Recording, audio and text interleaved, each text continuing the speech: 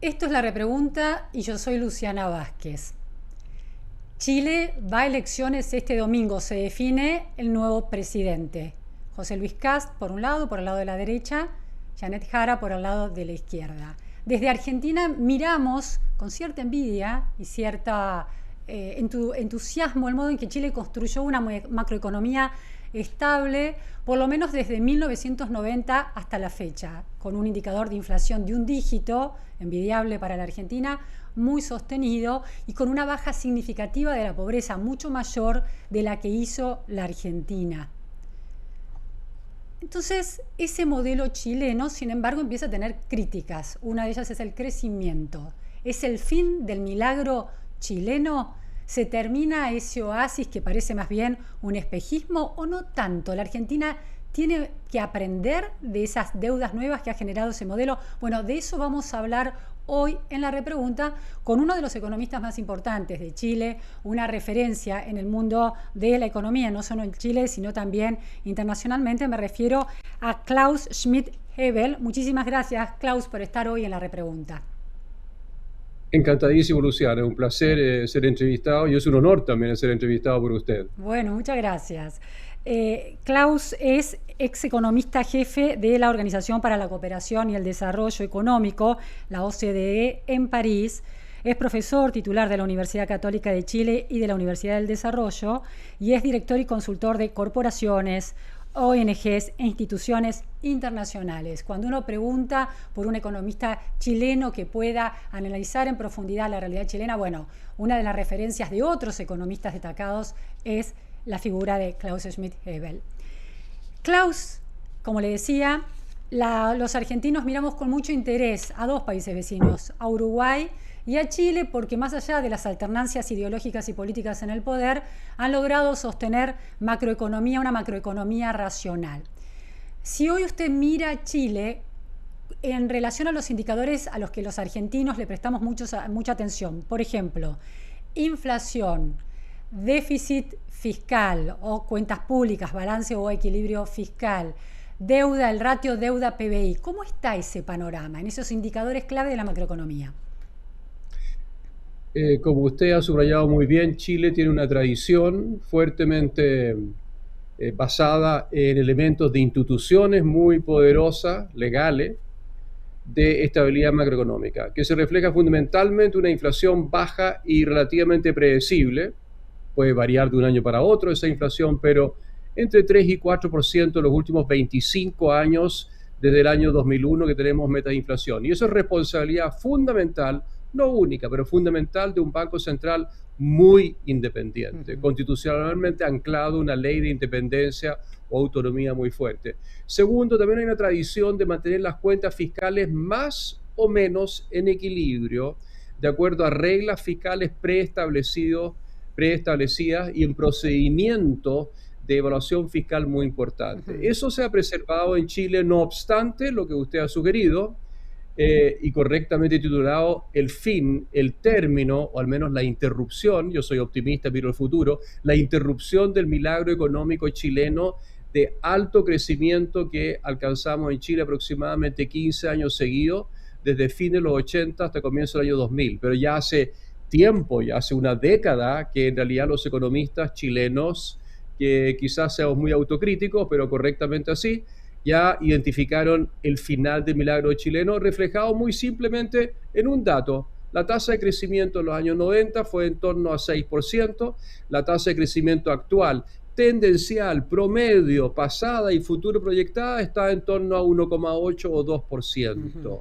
Vale decir, una fracción muy baja de ese 6%, un tercio de ese 6% que crecíamos hace 2 o 3 décadas atrás. Klaus, muy interesante ese panorama y se disparan muchas preguntas.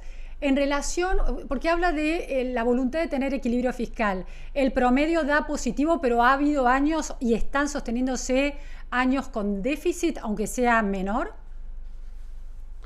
A ver, en los últimos 3 años, que es la administración actual del gobierno del presidente Boric, que se acaba en marzo 11 del año que viene, hubo una creciente irresponsabilidad fiscal.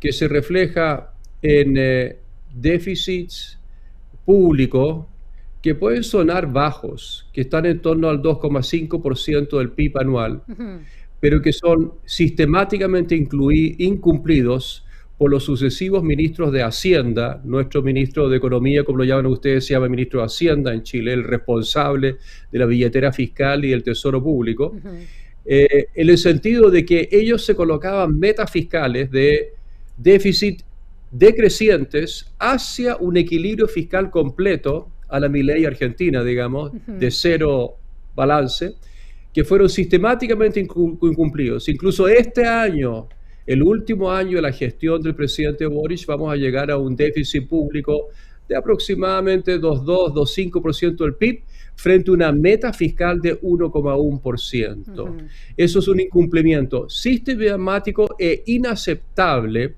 para los chilenos, que hemos tenido cumplimientos fiscales mucho más efectivos en gobiernos anteriores. Me interesa esa serie histórica de gobiernos anteriores. Hubo, bueno, gobiernos de concertación, ese gran proceso histórico chileno desde 1990 a 2006, el cierre de la primera presidencia de Bachelet. Y después empieza el ingreso de una figura más de derecha como Piñera, con la alternancia Bachelet, Piñera y Boric.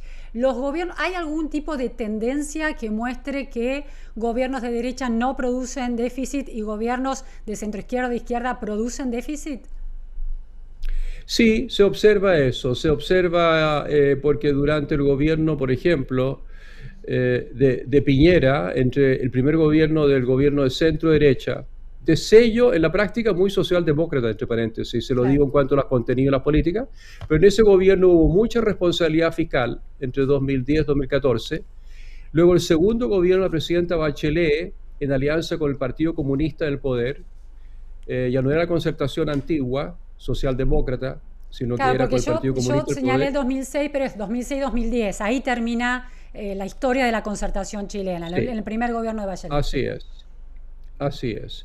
Viene el gobierno de derecha, ordena algo las finanzas públicas y se vuelve a crecer un poco más que antes. Luego viene Bachelet 2, que se alía con el Partido Comunista y con reformas tributarias y con reformas estructurales muy mal diseñadas, anticrecimiento. Crece, el periodo que menor crece Chile es en los 4 años de Bachelet 2. Sin pandemia, sin mal llamado estallido social, pero que fue muy costoso, que luego sufrió el siguiente gobierno, nuevamente de centro-derecha, de Sebastián Piñera, entre 2008 y 2022.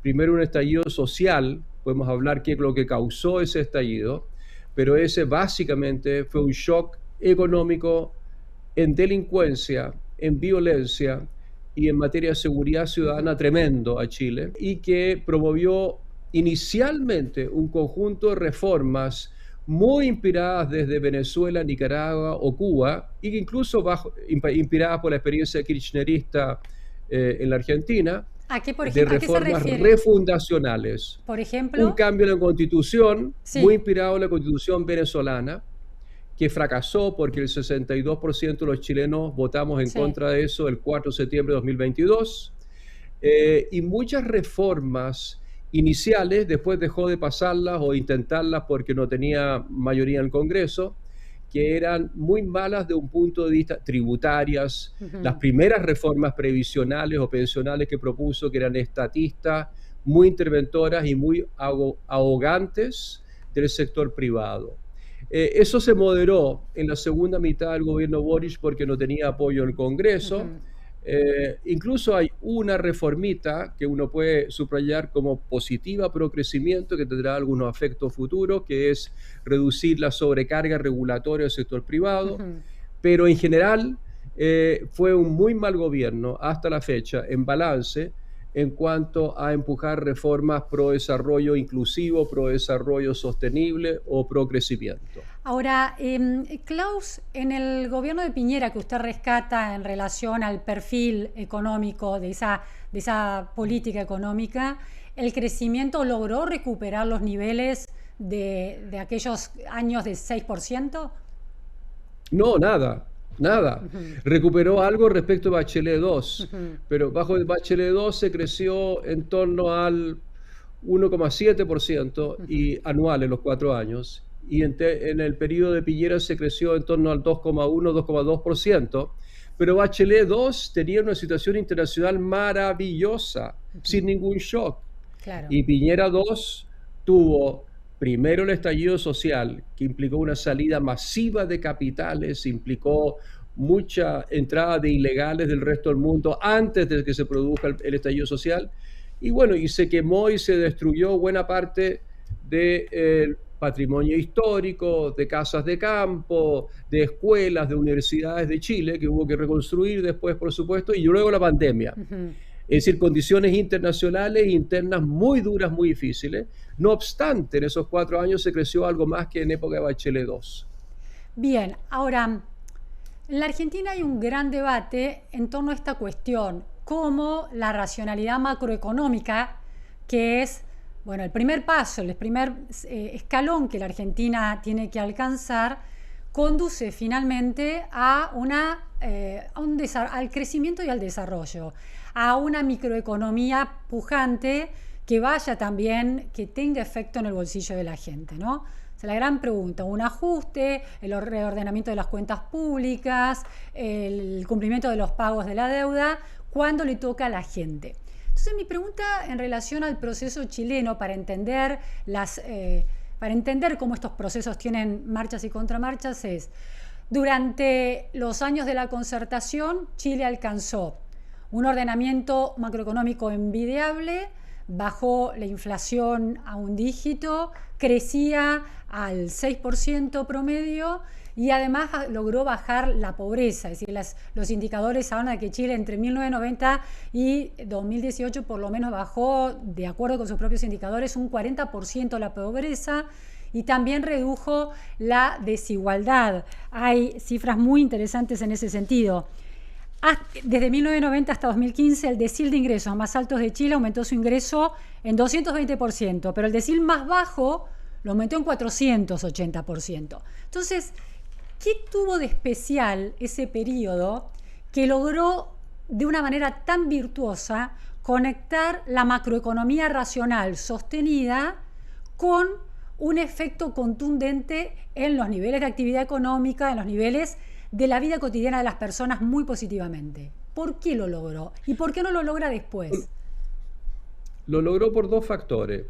En primer lugar, por reformas estructurales y macroeconómicas muy importantes hechas al final de la dictadura militar. Ujú. El entonces ministro de Hacienda, Hernán Büge, empujó privatizaciones de empresas, ajustes fiscales importantes y costosos. Los ajustes fiscales, y eso se ve en Argentina hoy día, son socialmente Claro. costosos al inicio. La estabilidad macroeconómica que se consigue recién 2, 3, a veces 4 años después, o 5 o 6 en el caso del chileno, implican un periodo de alto desempleo. El desempleo el año 90, 91, 92 todavía era en torno al 8%. Ujú. Entonces se logró recién el 6%, el 5% hacia fines de los 90. Y además lo que se hizo al finales del gobierno militar y continuó en el gobierno de la concertación, que son políticas virtuosas macroeconómicas, porque sin estabilidad macroeconómica no hay bienestar en el mediano y el largo plazo y no hay crecimiento. Ujú. Bueno, y una vez que se logró la estabilidad macroeconómica, también se tomaron muchas medidas estructurales de apertura comercial, apertura financiera plena, que Chile es uno de los países más abiertos del mundo desde el año 2000 en adelante, que fueron graduales, pero muy efectivas para crecer más. Muchas reformas microeconómicas, sectoriales, sectores que estaban sobreregulados o dominados por el sector público, se continuaron privatizando Ujú. bajo los gobiernos centro-izquierda, la concertación, empresas, Uy.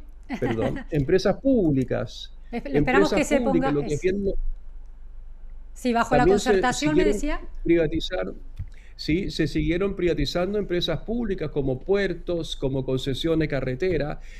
¿Eso qué refleja?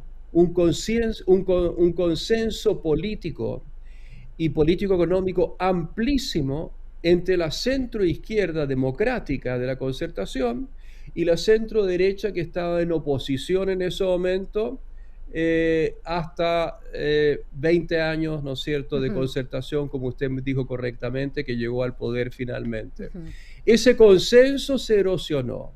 ¿Por qué? Porque creo que políticamente la centroizquierda fue seducida por los partidos marxistas, leninistas más ortodoxos, que llegaron al poder a través del Partido Comunista en el segundo gobierno de Bachelet y siguen en el poder hoy día bajo Gabriel Boric. Pero lo que usted plantea entonces... Una filosofía... Sí, lo que usted plantea entonces es que aunque la percepción es de una macroeconomía racional, transmitida intergeneracionalmente en la transversalidad política que va ocupando el poder, hay diferencias en las gestiones de la centroizquierda, más cercana a la izquierda, de Bachelet II o de Boric, que producen distorsiones que afectan a la microeconomía, al crecimiento y al bolsillo. Sin ninguna duda, porque lo que se hace es hacer crecer el Estado desmedidamente, contratando funcionarios públicos, permitir que ese Estado sea cada día más corrupto. Eso no empezó bajo este gobierno, eso empezó la corrupción ya en los últimos años de la concertación. No teníamos mucha información, era una corrupción muy tapada, pero que se destapaba 5 o 10 años después. Y hoy día los casos de corrupción desde el nivel central del gobierno, hasta el pequeño municipio más pequeño, ¿no es cierto?, es generalizada en el sector público chileno. Acá vivimos una crisis muy profunda.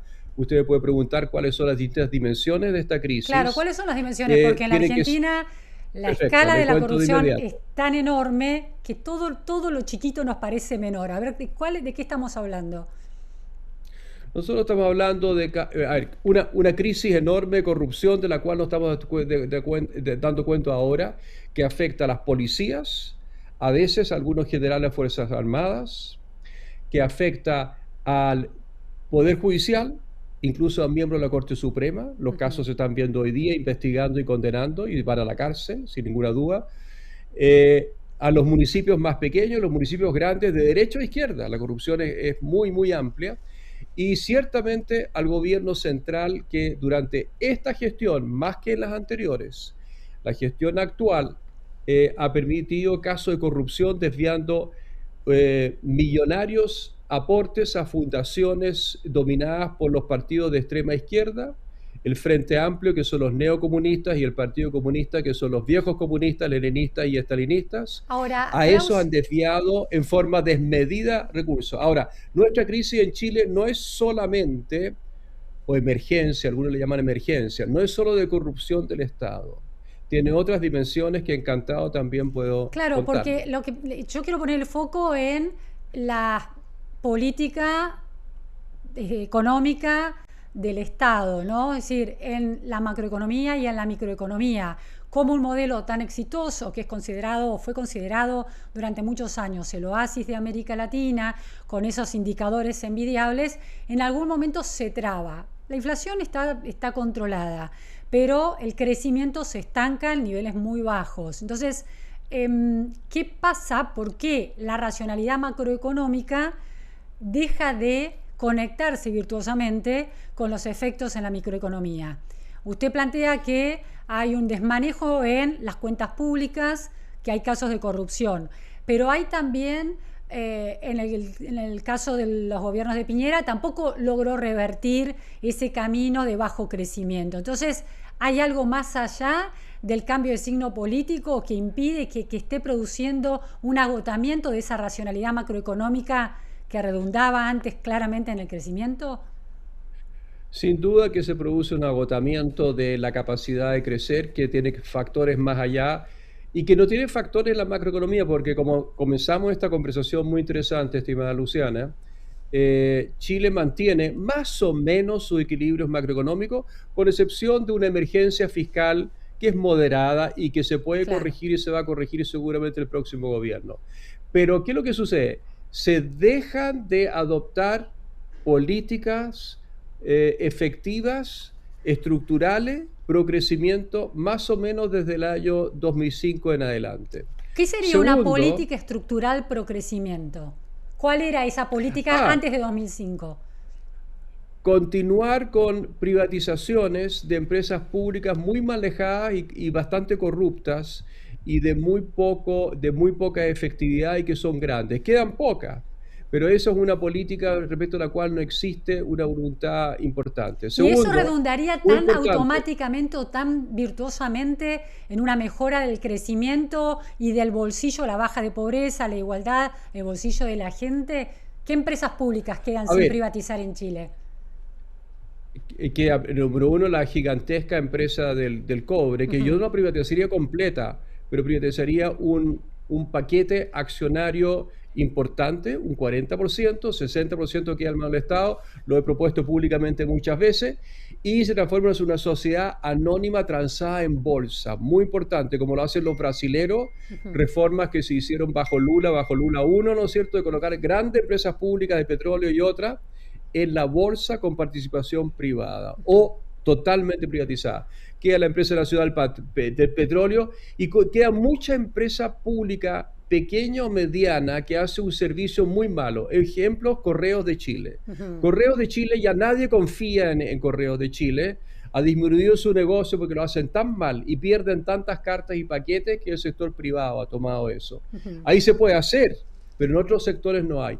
Otro tema muy importante, el sector privado está sobrecargado de lo que llamamos folclóricamente en Chile permisología. Ujú. La estructura de permisos en Chile, permisos de aprobación ambiental, evaluación y aprobación ambiental, de revisión de patrimonio cultural, sectoriales, laborales y las comunidades en las cuales los entornos son tan malos y tan lentos que nos colocan en el último lugar en los rankings de OECD de facilitación, en este caso es desfacilitación del sector privado. Somos el país más burocrático, más ineficiente de todos los 38 miembros de la OCDE, incluyendo 10 países en desarrollo, ¿no es cierto? Somos los peores, mucho peores que Costa Rica, Uruguay o Colombia, que son miembros de la OCDE igual que nosotros, y México. Ahora, Y Klaus, por tanto, eh, trabamos la inversión.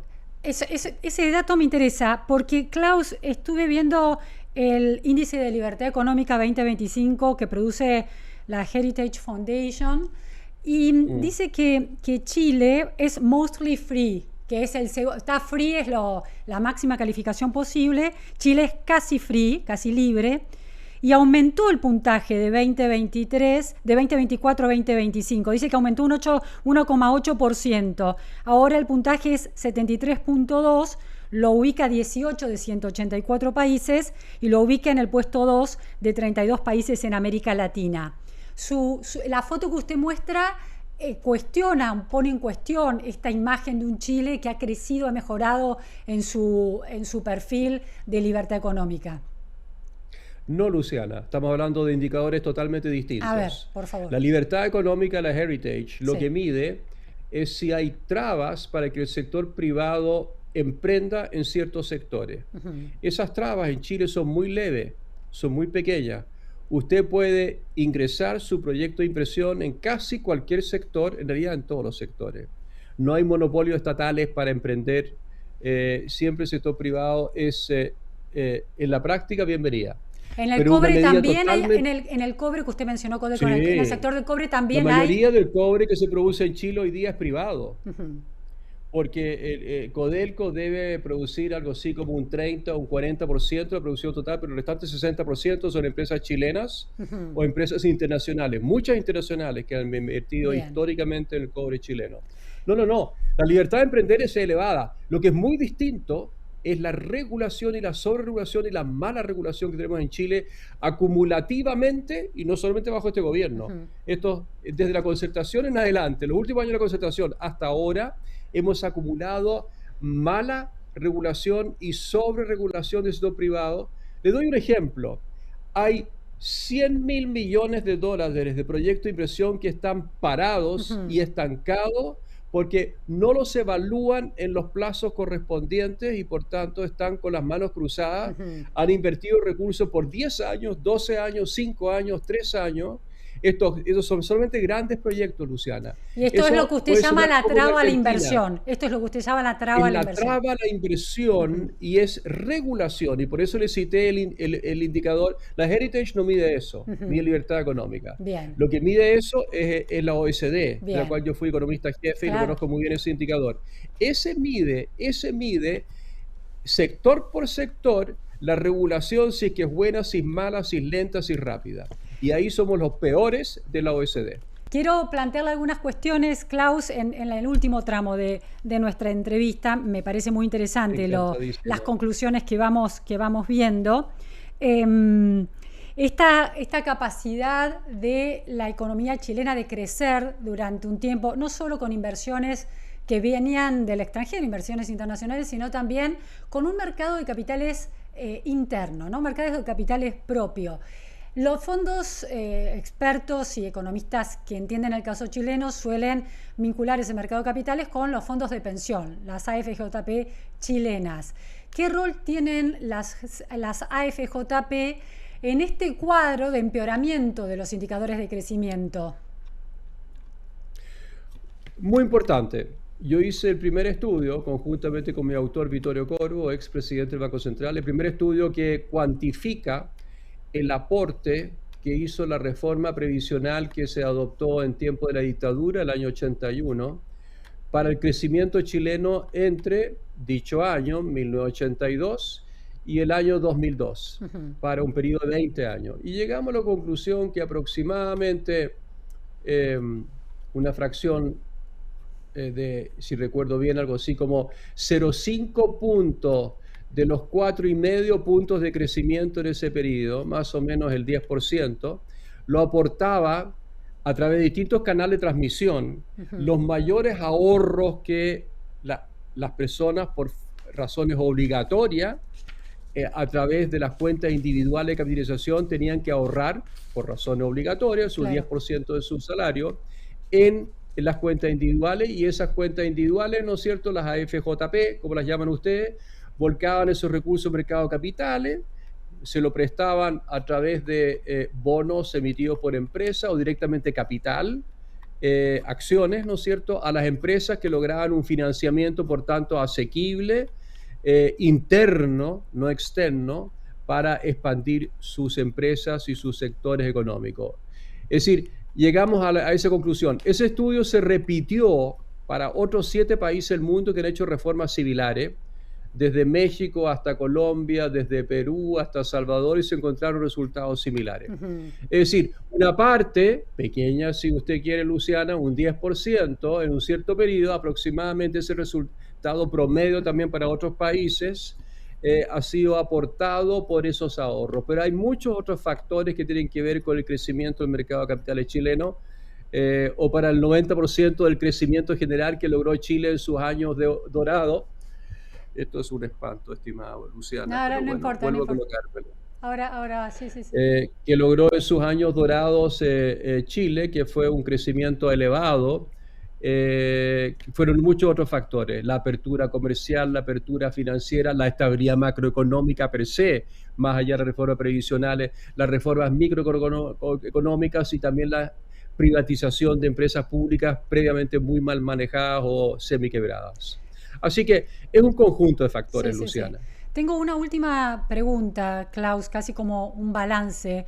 En la Argentina, es decir, suena muy políticamente incorrecto en las discusiones maniqueas que se hacen también en relación a Chile, la cuestión de que los fundamentals macroeconómicos sobre todo del último periodo de la dictadura chilena, de la mitad hasta el final de la dictadura, se continúan como las políticas macroeconómicas consensuadas de la concertación chilena, ¿no? Es decir, hay una continuidad de mirada macroeconómica desde fines de la dictadura de Pinochet hacia adelante. Eso, en lugar de haber una disrupción entre dictadura y democracia, hay una continuidad. Para la Argentina esa visión es extremadamente disruptiva porque tiene otra historia, ¿no?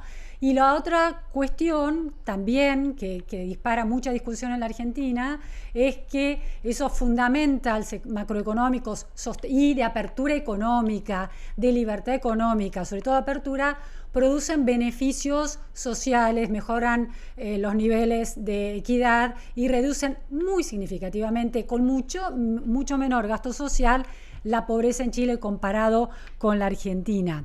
Entonces, la pregunta aquí es, además de todos esos fundamentals macroeconómicos sostenidos de fines de una dictadura a una democracia, ¿hubo políticas de desarrollo clásicas? En la Argentina se discute, no tiene que haber tanto apertura económica, sino una especie de centralización de políticas de desarrollo productivos desde el Estado nacional. ¿Cómo lo ve usted? Es una gran discusión también en Chile, pero que creo que está terminando bien. Ayer fui el comentarista de un nuevo pacto pro crecimiento sostenible que logró un think tank de derecha, al cual yo estoy ligado, centro derecha, horizontal, con un think tank de izquierda, izquierda moderada, democrática, no el Partido Comunista. ¿Cómo se llaman cada uno de esos think tanks? Espacio Público se llama el think tank de izquierda, horizontal el de centro derecha, al cual yo estoy ligado. Me tocó comentar las propuestas. Yo no formé parte de las 12 personas de izquierda, centro y derecha que formularon en forma consensuada estas propuestas que son magníficas. Y una cosa que no está ahí son políticas industriales verticales, que es el nombre de lo que usted describió, claro, que es de que hay una visión centralizada del Estado y el Estado diga, mire, el futuro Argentina es el cobre en Jujuy, en Salta y en Mendoza. O el futuro de Argentina es el gas de esa fantástica plataforma que ustedes tienen de gas, en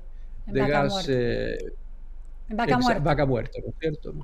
Y por tanto el Estado tiene que colocar muchos millones de dólares para fomentar eso. Bueno, eso se descarta en Chile. En Chile hay un consenso poderoso de tener reglas parejas y no tener políticas industriales selectivas por sectores donde a algún burócrata iluminado se le ocurre que en los siguientes 15 años la Argentina o Chile van a crecer por vaca muerta y por tanto hay que fomentarlas tirándole más plata encima. Eso está descartado en Chile. Sobre eso hay consenso muy amplio que esas políticas no sirven. ¿Por qué? Porque las seguimos por 60 años en Chile, entre 1930 y 1980, digamos, y fueron totalmente fracasadas porque llevaron a un crecimiento muy malo en sectores muy poco productivos. Sí, un consenso de que finalmente, los fundamentals de la economía son los que se tienen que acentuar para producir crecimiento. Esa es la conclusión de este encuentro entre los dos think tanks. Pero a ver, esto estuvo centrado en reformas microeconómicas, porque el consenso es tal en los fundamentos, como usted los llama, macroeconómicos, que es estabilidad fiscal, que está un poquito cuestionado hoy día en la práctica, pero se va a volver a eso en el futuro, y estabilidad monetaria y de inflación. Esos fundamentos son requisitos sine qua non para llevar a un mayor crecimiento futuro, mayor bienestar, mayores salarios, mayores niveles de empleo a la población. Pero le suman no termino de entender, descarta la centralización de estas visiones, como usted dice, desde el Estado que determinan sectores estratégicos, pero le suma una visión vertical en sectores puntuales. Esa parte no la termino de entender. No. Las políticas verticales industriales son aquellas donde el Estado, algún burócrata, algún ministro se le ocurre que verticalmente hay un sector que hay que privilegiar por encima de los otros. Eso se descarta. Sí, eso se descarta. Y se está a favor de políticas horizontales industriales que beneficien a todos los sectores en forma pareja. Es el consenso chileno. Pero lo que hoy día se discute en Chile, cuáles son las reformas microeconómicas necesarias para complementar la estabilidad microeconómica, para volver a crecer, para que la productividad despegue, para que la inversión despegue en Chile. Las reformas sectoriales, las reformas de los permisos, las reformas de toda la regulación mala o sobreregulación que existe. Es decir, necesitamos en Chile un Federico Sturzenegger, cuyo trabajo, primero es amigo mío, Federico, lo admiro mucho, como amigo y como profesional y como expresidente del Banco Central, que intentó pero no logró. Y hoy día sí que está logrando, ¿no es cierto?, reformas que creo que me parecen admirables desde el punto de vista de Chile. Para nosotros es un ejemplo lo que ustedes están haciendo en reformas sectoriales, microeconómicas, de empresas públicas, etcétera. Ujú. Claro, microeconómicas pero generalizadas. Generalizadas que no den beneficio a un sector Claro, que sobre cada otro, que sector quiten las trabas. encuentre, se destrabe con sus especificidades. Si entendí bien. Exacto, Perfecto, muy interesante exactamente. esa precisión de qué tipo de políticas de desarrollo se conciben en una concepción económica donde los fundamentos de la macroeconomía son centrales. Le agradezco Así es. muchísimo, Klaus, la verdad, este análisis conceptual del proceso económico chileno, de los desafíos que enfrenta y de este espejo con Argentina para entender diferencias y posibilidades. Fue un placer tenerlo en la repregunta. Ha sido un placer ser entrevistado por usted, Luciana. Muchas gracias. Gracias, gracias a todos por estar hoy aquí.